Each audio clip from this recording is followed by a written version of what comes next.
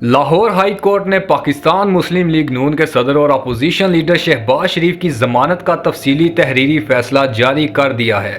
تفصیلات کے مطابق لاہور ہائی کورٹ کے فل بینچ نے تحریری فیصلہ جاری کرتے ہوئے کہا کہ شہباز شریف کی درخواست ضمانت میں تاخیر اور بیماری کی بنیاد نہیں بنتی۔ بے نامی ثابت کرنے کے لیے شخص کا خاندان کے افراد پر مالی لحاظ سے منحصر ہونا ضروری ہے۔ تحریری فیصلے میں کہا گیا کہ اثاثے نہ تو شہباز شریف کے نام پر ہیں اور نہ ان کے نام پر FTTs آئیں۔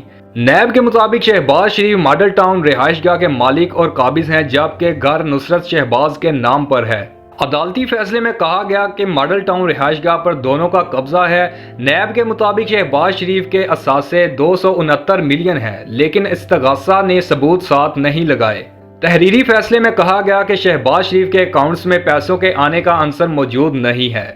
ہماری جمہوریت کی یہ بنیاد ہے کہ جب کسی سیاسی شخصیت پر کرپشن کے الزام لگیں تو وہ سیاسی نقصان برداشت کرنے کا بھی پابند ہو۔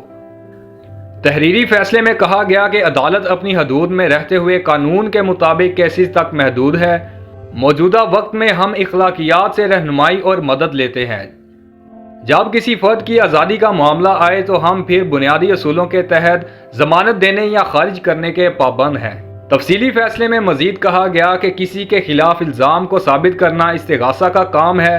نیب نے تسلیم کیا ہے کہ اپنے خاندان کے نام پر اثاثے بنانے کے لیے شہباز شریف پر کسی سے کک بیکس لینے کا الزام نہیں ہے۔